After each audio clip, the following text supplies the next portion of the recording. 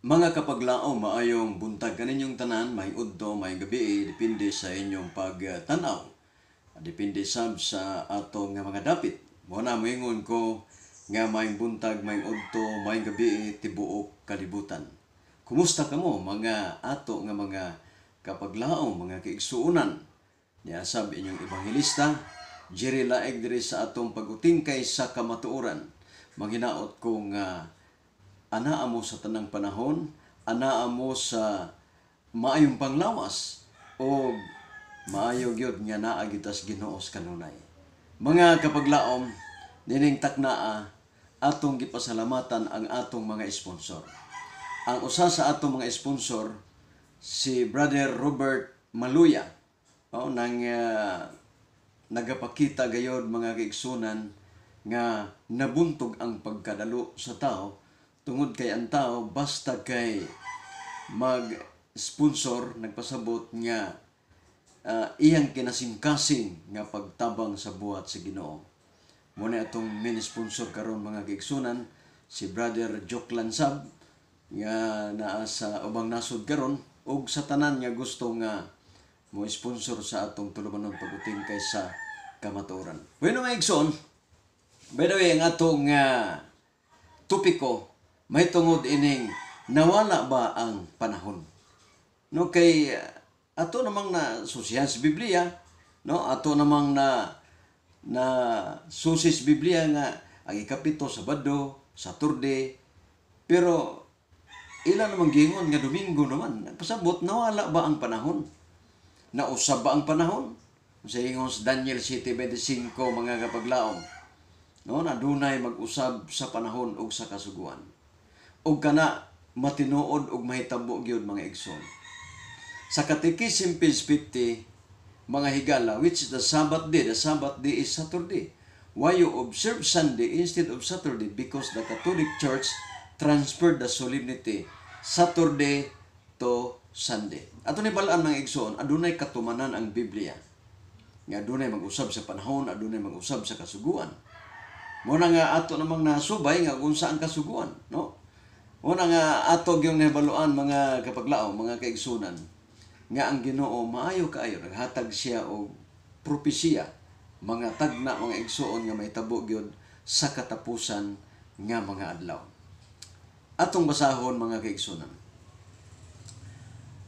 Ang pahayag sa Biblia nga aduna gayoy apostasy, kini gitawag nga apostasy, gitawag nga musukwahi diha sa Ginoo. Juan 6:66, daghan sa akong mga alagad nga mubiya kanako, magahimo na sila ilang mga kasiklasing reliyon mga igsoon, nga dili na mao ang gisulti sa Biblia. Makadaghan kadtong mga kabalaka higala o kapaglaom, may tungod sa pagbantay sa igpapahulay sa Biblia. Buot masayod kung ato bang maila kung diin na kita sa atong panahon karon o pahulay diha sa Biblia. Masayod kung ato nang maila kung aduna nay mga katumanan sa propesya, no? Ang panahon, ang mga paagi lamang sa pagpamatuod nga nawala ang panahon, mao ang pagpangita kanus adiin kita, diin kini mawala, ug niini nga buhat makaplagan ta. But pasabot mga higala, nga ang gisulti sa Biblia, dili mawala ang panahon apan giwala sa tao o gilipat-lipat sa mga pangulo sa mga dagko nga mga pundok para lang daghan ang masalag. Say mag-uol ko mga kapaglaom nga atong mga kadagkuan, mga kadagkuan sa mga kaparian, na unsa na ba na sila, no? Wala gid sila magtugas tinud nga si Darwin Gitgano. Grabe na niya kung no. Piling na gid niya nga kanang iyang pasakupan mao na gid. Dako kay pagmahay mga kapaglaom, mga kaigsunan. Nga ikaw nga nagtudlo nga mao na niya dili day mao pagkadakong makaulaw. Matod pas Biblia, wala na kay naw nga ikapakita. Hubo ka tan-aw sa mga tao. Karon ang pangutana higala, nawala ba ang sinimanang libot taliwala sa panahon ni Adam o ni Moses. No? Sulod sa panahon kapag laom, adunay 40 ka mga tuig. No? 40 ka mga tuig, 3,080 ka simana nga naghimo ang Dios sa upat ka mga katingalahang matang sa simana, din iyang gitudlo o gitiman-an sa matinaw ang ikapitong adlaw nga maong adlaw ipapulay. Number 1, nahulog ang mana sa matag usa sa unang 5 ka adlaw. No? Mahulog ang mana sa matag usa sa unang 5 ka adlaw sa simana. Ikaduha, ang salin nga gitipigan human sa usa ka adlaw nadunot og dayon sa ikaunom ka adlaw, ang mana alang sa duha ka adlaw nahulog. Ikatulo, ang salin nga gitipigan alang sa ikapito ka adlaw wala madunot. Sa ikapito ka adlaw, number 4, o igpapahulay walay mana nga nahulog. But pasabot mga kapaglaom, grabe kaayo no ang pamaagi sa atong Ginoong Jesucristo, sa atong Ginoo nga dili gyud mawala kining sinimana. No, di gyud mawala ang sinimana igsoon. Ingon man sila nga sa Israel ra na natural ang Israel katawhan sa Ginoo, may posibilidad matumad gyud sila. Kung kita mahimo na sang katawhan sa Ginoo, Episod 2:15, no? Episod 2:13 hangtod na 15. Nga aduna gikuha ang ulang sa kasabutan nga mao ang kasuguang moral nga mo'y babag mga kaigsunan. Kaya kag makasala ka, mangita kag baka kandi niya. Lisod mo na sa atong panahon karon, no? Babag na, pero gikuha sa Ginoo siya ang katapusang halad mga kabaglaw. Nawala bang ipapahulay taliwala sa panahon ni Moses o sa pagkinabuhi ni Jesus sa yuta? Nawala ba kuno mga kapaglaom, no? Atong basahon ang Lucas 23:52 o Lucas 24:2. Siya magaingon niya siya anaa kaniya kinahanglan magkinabuhi sama sa iyang pagkinabuhi. O Juan 2:6 o sa Lucas 4:16 nga iyang batasan higala mong adlaw ipapulay. Ang Biblia matino sa ikapito ka adlaw igpapahulay. Sa panahon sa paglansang ni Isos, ato nang mabasa sa Lucas 23:52 o Lucas 24:2. No, nangingana lang mga kasimple mga igsoon. Kung si Isos ang atong gisunod, muna atong sundon. Kay ang pinaka-importante ang pagtulunan man sa gitukod ni Kristo. Kay daghan man karon ang tamper, daghan man karon mga igala ang musuno-suno. Pero diya lang ta magdaog sa pagtulunan. Kay kung ikaw dili is Ginoo, dili gini mo na masunod mga kapaglaom. Motipas gyud ka. Bisag klaro kayo ang kasuguan mga igala, motipas gyud. Motipas gyud mga kaigsunan. Nganong motipas man kay dili gud siya kamatuoran. No? Wala sa kamatuoran. Tanawa ang wala sa kamatuoran, mubiya sa Ginoo. Kay ngano man sigpit ang dalan, Mateo 7:13-14. Og juter ang nakatultol og kana mga higala matuman gyud na nga dili gyud sila makaipon sa matuod nga iglesia, sa salin nga iglesia nga kaliwat sa iglesia nga gitukod ni Kristo. Nawala ba ang igpapahulay gikan sa panahon ni Jesus? Sa panahon ni Jesus wala bang ang igpapahulay? No? Ang tubag ato nang mabasa igsoon sa Hebrehanon 4:4 og 9 og 10. Nga sa ikapitong adlaw, ang Diyos may pahulay sa tupa. Wala mawala, kaya na may ipahulayan. Sa New Testament, sa Hebrehanon 4:9, nagpabilin pang Sabado alang sa lungsod sa Diyos. Nagpasabot, wala mawala, kaya na may habilin. Verse 10, si bisan kinsa magsunod sa Diyos, muundang sa iyang pagpamuhat, maingon nga ang Diyos, miundang sa iyang pagpamuhat. O, di pating klaro ha mga kaigsunan nga, dili gayud ka na mausab higala, no? Di gid ka na mausab. Ang mga Hudiyo, mga kapaglaom, natibulaag libot sa kalibutan. Bisan diin mohikap lagi ang Hudiyo nga nagsunod sa naandang batasan ni Kristo ang adlaw Sabado.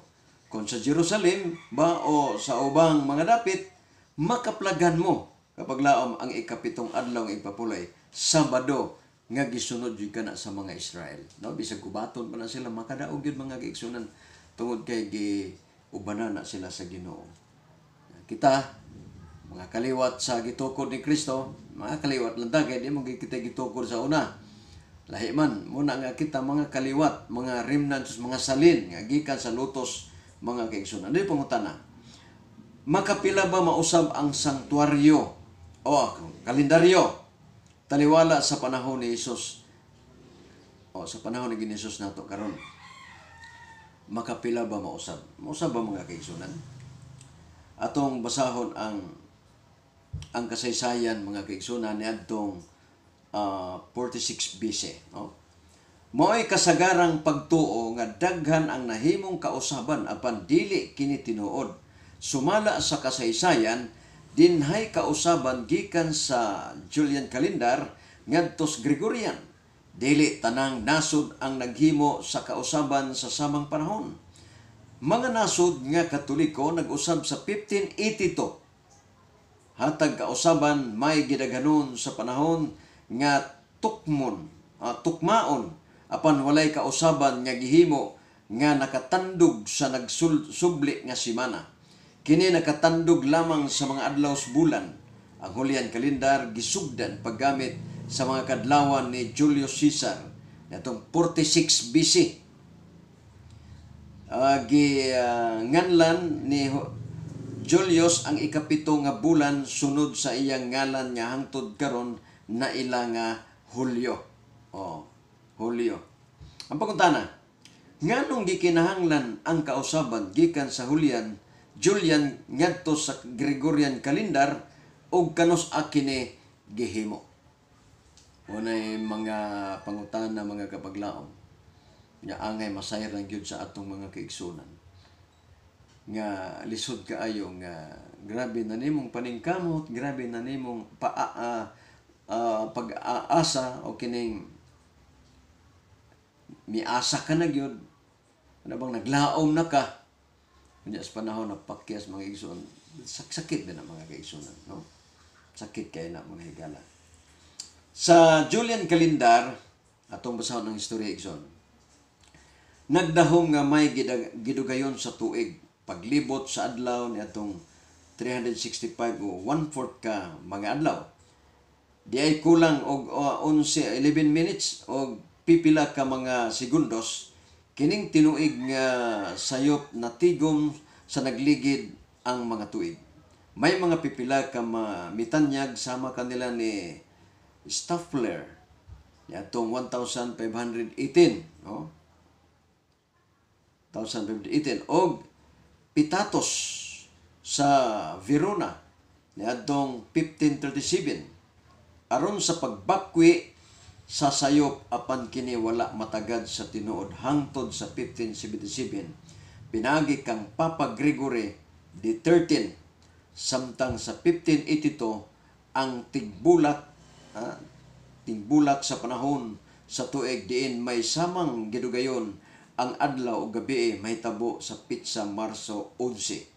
Una ang napulo ka adlaw kay sa panahon sa konsilyo sa Nice tong 325 AD nagmantala si Gregory og usa ka sugo, no, sa kasugo nga pinitsahan sa Marso 1, 1582 nga taktakon ang napulo ka mga adlaw aron unta sa 5 sa Oktubre 1582. Naisip na nga ang 15 sa Oktubre aron malikayan ang hawang gidungagan pagmando nga tulo sa mga tuig nga may sobrang adlaw.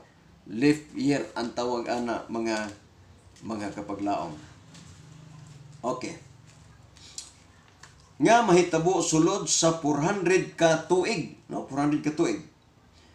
Isipon nga kasagarang mga tuig ang gipili nga tulo ka mga tuig nga may sobrang adlaw mao kadtong mutapos sa siglo nga nagtapos sa 00 ug dili mabahin sa 400 gani at 1,600 nahimong leap year, 1,700, 1,800 ug 1,900.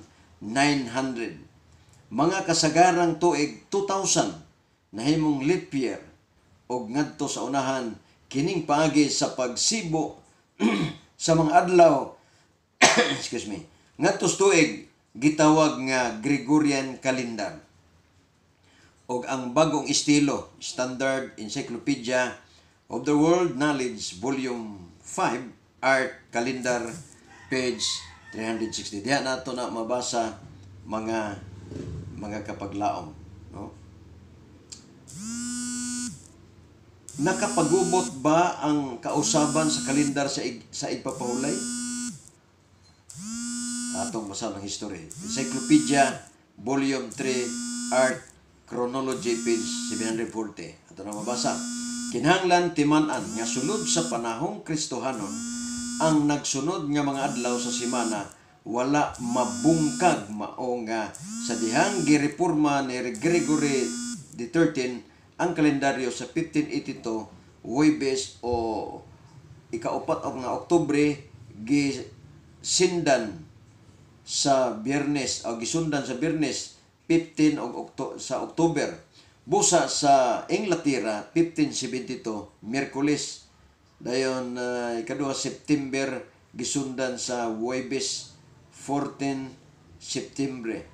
The Catholic Encyclopedia Volume 3 Art Chronology page 740. Sa pagtarong ni Papa Gregory sa Julian calendar sa 1582 napulo kaadlaw ang nataktak gikan sa iyap sa kalendaryo. Sumala sa makita dinhi ang mga Biyernes ikalima nahimong Biyernes ika-15. Ang naandang pahamutang sa mga adlaw sa semana wala matandog ni mabungkag, wala pagayod ug unsa man ang kausaban sa kalendaryo. Higala ang sinimana nga gigamit sa panahon ni Kristo sa Cebu mao gihapon ang sinimana sa atong kalendaryo karon. Ang Domingo mo'y unang adlaw gihapon sa semana. Ang ikapito mao gihapon ang adlaw sa Saturday. Og kana wala mawala. Bisag kapila pa usbon ang mga bulan, pero mga igsoon ang weekly cycle dili gayud mawala. Sa atong uluhan, mawala ba ang panahon? No. Wala mawala ang panahon. Bisan pagdungagan nimog mga bulan, maora gyapon ang panahon. Imo lang giusab ang sistema sa kasuguan. Na imbis Sabado gilisdan ninyo og Domingo. No? Mao na mga kaigsoon. Bueno igsoon nang wala namtay panahon, salamat kayo sa inyong pagpakig-uban diri sa atong tulungon pag-uting kay kamaturan. Natapos na ang atong pagsibya, may tungod natapos o nawala bang panahon? Wala. Sabado gihapon ang adlaw. Thank you very much. Mayong pagpaminaw mga viewers, ang Ginoo magapanalangin kanatong tanan.